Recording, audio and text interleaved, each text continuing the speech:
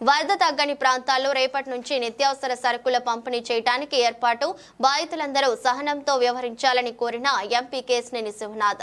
దాదాపు 3 లక్షల మందికి నిత్యావసర సరుకులు పంపిణీ చేసేందుకు ఏర్పాట్లు చేసినట్లు తెలిపిన ఎంపీ కేశినేని శివనాథ్, రోడ్లు, ఇల్లు క్లీన్ చేసే బాధ్యత మాత్రమే కాదు, పాడైపోయిన టీవీ, ఫ్రిడ్జ్, గ్యాస్ పొయ్యలు కూడా మరమ్మతు చేయించడానికి ప్రభుత్వం ఏర్పాట్లు చేసిందన్న ఎంపీ కేశినేని శివనాథ్.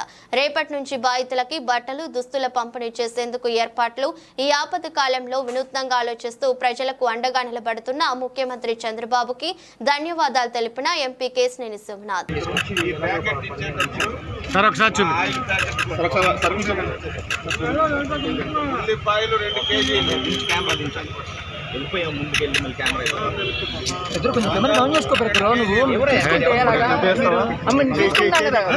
తీసుకోకుండా కొంచెం డౌన్ చేసుకోమంటే డౌన్ చేసుకో, కొంచెం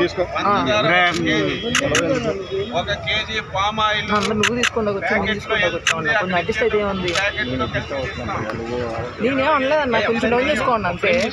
2,30,30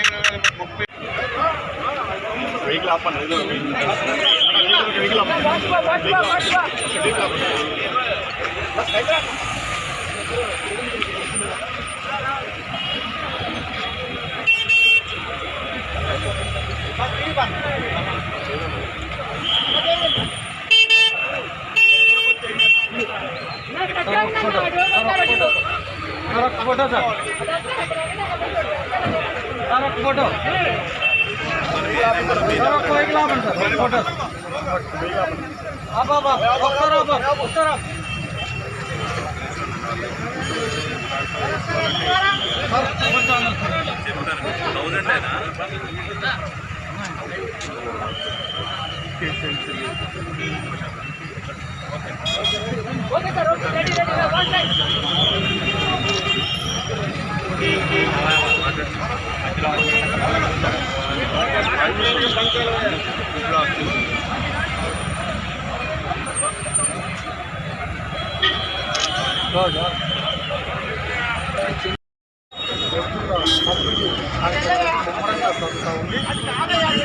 తరచు రోజులుగా ప్రాంతాల్లో ప్రజలకు ఆహారం అందిస్తూ మొత్తం అంతా కూడా ఎన్డీఏ కూటమి నేతలంతా కూడా ప్రజల స్థితిలో ప్రకటిస్తూ ఉన్నారు. ఈ ఆహార పంపిణీ కార్యక్రమాన్ని స్వయంగా పర్యవేక్షిస్తూ విజయవాడ ఎంపీ కేశినేని చిన్ని గారు అందరికీ కూడా ప్రతి ఒక్కరికి కూడా ఈ సహాయ కార్యక్రమాలు అందే విధంగా చర్యలు తీసుకున్నారు. ఇప్పుడు తాజాగా ఈ రోజు నుంచి నిత్యావసర వస్తువుల పంపిణీ కార్యక్రమం ప్రారంభమైంది. దీనికి సంబంధించి వందలాది వాహనాలు తయారు చేసినట్లు నిత్యావసర వస్తువులతో బారులు తిరిగాయి.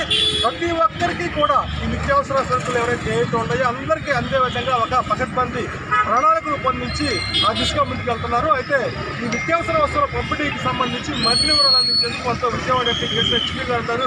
సార్ చెప్పండి సార్, ఏంటి నిత్యావసర వస్తువుల కార్యక్రమం వందలాది వాహనాలతోటి మొత్తం అంతా సిద్ధం చేస్తున్నారు, దీనికి సంబంధించిన ఇవాళ ఎప్పుడూ లేని విపత్తు విజయవాడ నగరం ఎన్నడీ చూడని విపత్తులు ఎదుర్కొన్నప్పుడు ఆ విపత్తు నుంచి మొన్న 5 రోజుల్లో దాకా సహాయ కార్యక్రమాలు ముమ్మరంగా చేసాం. చూస్తే ప్రతిరోజు ఏ రోజైనా ఆహారం కానీ, నీరు కానీ, పాలు కానీ సమృద్ధిగా సప్లై చేయడం జరిగింది. ఇప్పుడు సహాయ కార్యక్రమాల నుంచి నిత్యావసర వస్తువులు ప్రతి ఒక్కరికి చేరే విధంగా ఇంకా కొన్ని వాటిలు నీట మునిగి ఉన్నాయి. మొత్తం 179 సచివాలయాలు, అంటే ఒక్కొక్క 30 వార్డులు 179 సచివాలయాలకు సంబంధించి ప్రతి ఒక్కరికి రేషన్ బియ్యం, 25 కేజీల బియ్యం, 2 కేజీల ఆలుగడ్డ, 2 కేజీల ఉల్లిపాయలు, అంతేకాకుండా ఇట్లా వివిధ వస్తువులు, కందిపప్పు, నూనె, ఇవన్నీ అన్నీ కలిపి 2 కిట్లుగా వాళ్ళకి ప్రజలకు ఇవ్వడం జరుగుతుంది. అది కూడా సచివాలయ సిబ్బంది ద్వారా ప్రతి ఒక్కరికి ఆ సచివాలయంలో ఉన్న ప్రతి కుటుంబానికి అందే విధంగా ఏర్పాటు చేయడం జరిగింది. సుమారు ప్రతి సచివాలయానికి 3 నుంచి 5 వాహనాల చొప్పున పెట్టడం జరిగింది. ఇవాళ రేపు ఎక్కడైతే నీరు లేని వాటిలో అప్పుడే ఇవ్వడం జరుగుతుంది. నీరు ఉన్న వాటిలో రోజు సమయం తీసుకుని అప్పటిదాకా ఆహారం సప్లై చేస్తున్నాం. ఆ తర్వాత నిత్యావసర వస్తువులు సరఫరా చేయడం జరుగుతుంది.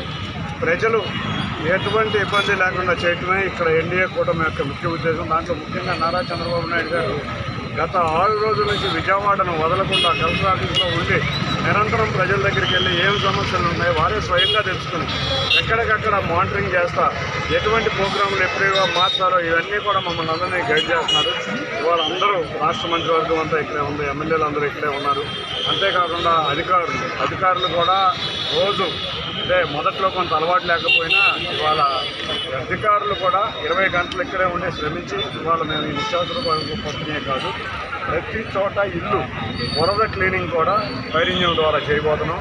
అంతేకాకుండా ప్రతి రోడ్డు ఫైర్ ఇంజిన్ ద్వారా క్లీన్ చేయబోతున్నాం. దాదాపు 300 ఫైర్ ఇంజిన్లు ఇక్కడ ఉన్నాయి విజయవాడలో. నిజంగా ఇటువంటి కార్యక్రమాలు టెక్నాలజీని వినియోగించుకుని చంద్రబాబు నాయుడు గారు చేయటం అంటే అది ఒక్కదానికి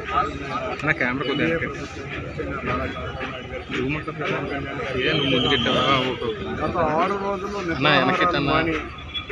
మంత్రులందరూ అంతా ఇక్కడే ఉన్నారు. కాకుండా ఎమ్మెల్యేలు ముఖ్యంగా అధికారులు ఒక నిద్రాహారాలు మారి కష్టపడి ఇవాళ ఎన్నో కార్యక్రమాలు ఇవాళ ప్రజల రిలీఫ్గా వచ్చే ఎన్నో కార్యక్రమాలు చేస్తున్నారు. ముందుగా వాళ్ళందరికీ విజయవాడ నగర అంతేకాకుండా ప్రజలందరికీ ఒకటే కోరుతున్నాం, ఇంత భారీ విపత్తులో కూడా వాళ్ళ మొత్తం యంత్రాంగం స్పందించింది. ఉన్నటిదాకా భోజనం సౌకర్యాలన్నీ మళ్ళీ ఇవాటి రేషన్ అందించడం అందరికీ కూడా ప్రతి ఒక నెల రోజులకి సరిపడే బియ్యం 25 కిలోల బియ్యం, అంతేకాకుండా పంచదార అన్నీ ఉచితంగా ఇవాళ పౌర సరఫరాల శాఖ ద్వారా అందిస్తున్నారు. ముఖ్యంగా విజయవాడ నగర ప్రజలందరికీ ప్రశాంతంగా ఉండండి. ఎక్కడెక్కడైతే రేషన్ ఇవ్వాలో స్వచ్ఛంద సంస్థలు అంతేకాకుండా ఎన్డీఏ కార్యకర్తలు దగ్గరుండి ప్రతి ఒక్కళ్ళు ఇంటికి రేషన్ వెళ్ళే విధంగా డిజైన్ చేయబడింది. ఇక్కడ గ్రామ సచివాలయాలకు ఒక వెహికల్ చొప్పున పెట్టారు, అందరికీ రేషన్ అందే విధంగా చేశారు. కాబట్టి అందరం కూడా క్రమశిక్షణ పాటించి రేషన్ తీసుకుని రాబోయే 6 రోజుల్లో విజయవాడని వరద బాధిత విజయవాడగా చేసుకుంటాం. సవర్ణ ఎంపీ గారు చెప్పిన మాటలో సచివాలయానికి ఒక వెహికల్ కాదు 3 నుంచి 5 వెహికల్ ఏర్పాటు చేస్తున్నాం. రాంగ్ వెళ్ళకూడదు కమ్యూనికేషన్ ఎక్కడ కూడా లోపల 179 సచివాలయాలు 31 డివిజన్లో 179 సచివాలయాలు సరిపడాగా ఇవాళ ప్రతి ఇంటికి ఇవాళ సరుకు రవాణా చేయడం జరుగుతుంది. ఇవాళ నిన్నటిదాకా మంచినీరు, పాలు, అంతేకాకుండా భోజనం ఏర్పాటు చేసాం. వాళ్ళ నుంచి నిత్యావసర సరుకులు పంపిణీ చేస్తున్నాం. అంతేకాకుండా క్లీనింగ్ అన్ని చోట్ల ప్రతి ఇల్లు కూడా ఫైర్ ఇంజిన్తో కానీ మోటార్తో కానీ ప్రభుత్వమే క్లీన్ చేసి ఇవ్వబోతుంది వరద అనేది. అంతేకాకుండా రోడ్లు కూడా క్లీన్ చేయబోతున్నాం. ఇట్లా రకరకాల వినూత్న కార్యక్రమం శానిటేషన్ కూడా డ్రోన్స్ ఉపయోగించబోతున్నాం. రేపు నుంచి శానిటేషన్ కూడా ఇవాళ డ్రోన్తో లిక్విడ్ బ్లీచింగ్ వాడిపోతున్నాం. ఇలాంటివన్నీ ఎన్నో వినూత్న కార్యక్రమాలు చేసి ప్రజలకి వరద బాధితులకు ముందు ఉపశమనం కలిగింది. తుఫాను వల్ల విజయవాడ పశ్చిమ నియోజకవర్గం విజయవాడ పార్లమెంటు నియోజకవర్గం మొత్తం చాలా పెద్ద బీభత్సం సృష్టించింది. చాలామంది ఇళ్లలో సామాన్లు అన్నీ కోల్పోయారు. టీవీ కానీ చాలా కోల్పోయారు. ఇల్లు కూడా వదిలేసి రోడ్డు మీదకి వచ్చే పరిస్థితి. వాళ్ళ కోసం ప్రభుత్వం తరఫు నుండి కానీ లేకపోతే మీ తరఫు నుండి నాకు సహాయం అందించే అవకాశం తప్పకుండా మీరు చూస్తే రాత్రి చంద్రబాబు నాయుడు గారి సమీక్షలో ఎక్కడెక్కడ కార్పెంటర్లు ఉన్నారు, ఎక్కడెక్కడ టీవీ మెకానిక్లు ఉన్నారు, ఎక్కడెక్కడ ఆఖరికి గ్యాస్ పొయ్యిలు క్లీన్ చేసే వాళ్ళు ఉన్నారు, ఎక్కడైతే ఎలక్ట్రీషియన్ ఉన్నారు, మొత్తం అన్ని ఏరియాల నుంచి ఇక్కడ గెలిపిస్తారు. అంటే ఒక్కసారి నీళ్లు తగ్గంగానే మొత్తం క్లీనింగ్ ప్రోగ్రామ్ స్టార్ట్ అయినాక ఇటువంటి రిపేర్ కార్యక్రమాలన్నీ మొదలు పెట్టబోతున్నాం. అంతేకాకుండా ఇన్సూరెన్స్ కంపెనీలతో మాట్లాడాం. ఎక్కడైతే 2 వీలర్లు కార్లు మునిగినాయో ఇమ్మీడియట్గా 10 రోజుల్లో క్లెయిమ్ రావాలని అడుగుతున్నాం. ఎక్కడైతే మెకానిక్లు 2 వీలర్ మెకానిక్లు ఉన్నారో అన్ని చోట్ల విజయవాడ తీసుకురాబోతున్నాం. ఒక్కసారి కార్యక్రమాలన్నీ ఒకేసారి చేయబోతున్నాం కాబట్టి ఒక్కొక్కటి తర్వాత వాటి మీద దృష్టి పెట్టబోతున్నాం. అంతేకాకుండా అన్నిటికన్నా ముఖ్యంగా ప్రతి ఇంటికి ఫైనాన్షియల్ ప్యాకేజ్ రాబోతుంది. మునిగిన ప్రతి ఇంటికి ఫైనాన్షియల్ ప్యాకేజ్ రాత్రి కానీ రేపు మార్నింగ్ కానీ అనౌన్స్ చేయబోతున్నారు. ఇవన్నీ వీటికన్నా ముందు ఎంఎస్ఎంఈలు చిన్న పరిశ్రమలు, షాపులు చాలా ఆర్థికంగా నష్టపోయారు. వాటి గురించే సార్ యొక్క మెయిన్ దృష్టి.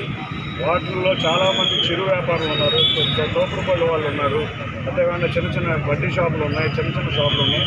వాటిని ఏ విధంగా ఆదుకోవాలో కేంద్ర ప్రభుత్వ ఫైనాన్స్ కేంద్ర మంత్రి గారితో డిస్కస్ చేసి 2-3 రోజుల్లో షాపుల్లో కూడా ప్యాకేజీ వచ్చే విధంగా చంద్రబాబు నాయుడు గారు బ్యాంకులతో కూడా మాట్లాడారు. రిలీఫ్ ఉపశమనం త్వరలో విజయవాడ ప్రజలకు రాబోతుంది. ప్రస్తుతం ఇదే ఉన్న తాజా పరిస్థితి. ఆంధ్రప్రదేశ్ రాష్ట్రంలో 75,000 మంది